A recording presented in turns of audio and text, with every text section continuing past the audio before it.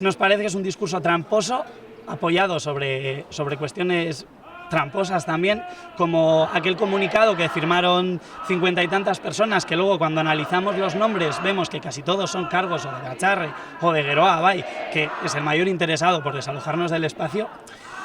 Entonces, eso es, nos parece tramposo.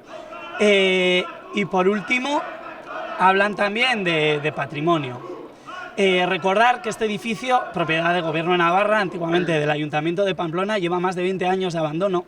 Sobre él ha habido una única intervención en 2014 de renovación de parte de la cubierta del tejado, que se hizo de aquella manera, también hay que decir, y no se ha vuelto a hacer nada. Incluso hay hechos curiosos, como, bueno, es sabido que casi todos los edificios históricos con valor patrimonial del casco viejo tienen placas que cuentan un poco la historia, etcétera, etcétera, y tras esa intervención en 2014 ni siquiera se molestaron en volver a colocar la placa.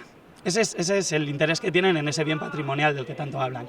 Luego, también nos parece curioso que si hay un interés por recuperar el patrimonio, una vez que ya se ha recuperado el patrimonio, si lo que no quieren hacer es un agravio a la juventud organizada del barrio, que es lo que nosotros entendemos que hacen, no entendemos por qué seguir a cabo con todo el proceso judicial.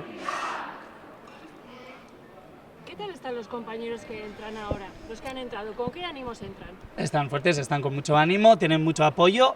Hoy, como es por la mañana, no ha venido tanta gente, pero bueno, viendo las movilizaciones que ha habido en esta ciudad, los momentos que se han vivido durante todos los días que han tenido el barrio tomado, etcétera, etcétera, están fuertes y contentos. ¿Que se deberían quedar libres sin ningún tipo de cargo?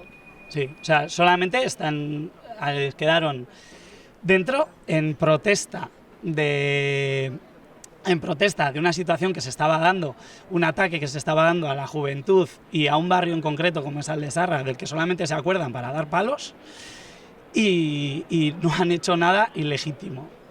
¿Qué expectativas tenéis del juicio? Del juicio, bueno, yo recuerdo que no estoy imputado, no formo parte del juicio, no puedo hablar sobre estrategia judicial porque directamente no la conozco, y entonces del juicio pues esperamos a que salgan libres.